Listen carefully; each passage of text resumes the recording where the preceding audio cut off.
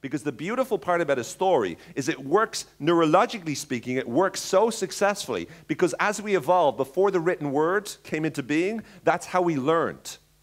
Back in the hunter-gatherers phase, you remember the lion I talked to you about? And the dangers between finding the lion and killing the lion and the lion eating your skin off. You remember that? Great. So in those times when we had to fight the lions and the tigers, poor old lions getting off of bashing, because I usually use lions and tigers, but when we're fighting the bears and the lions and the tigers and whoever else was out there, when we're doing that, one of the things that we need to do is we need to be able to share it with other people. Because if we successfully manage to be safe, so we see a big bear, and the bear is going, I'm going to eat you, and we're going, no, you're not, and we're going, I am, and then you're going, you're not as fast as the cheetah, and then it runs away. Then when we get back to the safety and we talk to our buddies, we needed to have a way of saying, don't go that way, there's a big bear there. Does that make sense? So we told them and we said, bear there. We probably didn't use those exact technical words, but we said bear like, that's not what a bear looks like. What is a bear? I don't know what a bear looks like. It's a bear.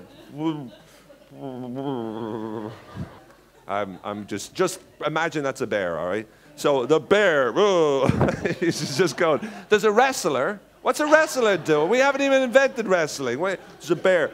So, okay, so there's a bear, right?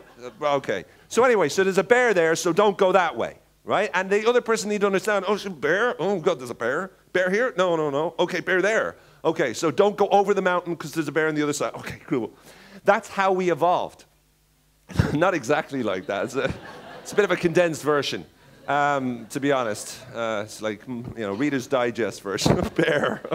And poor old Darwin would be turning his grave if he heard me. That's not it at all. Anyway, my point is that, what is my point? So that's an example of what I was telling you about.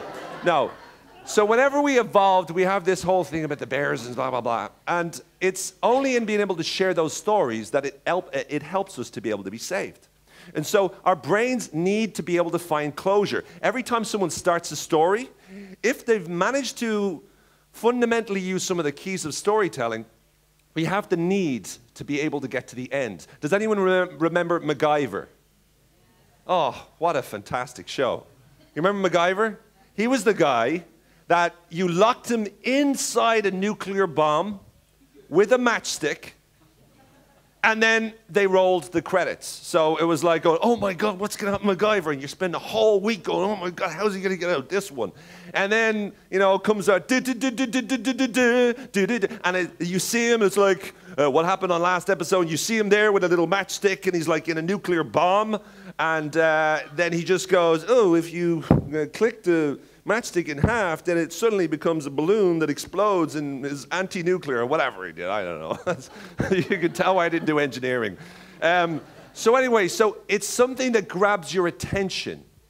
Because as soon as you see a conflict and you're going, what's going to happen next? That's what a great storyteller does.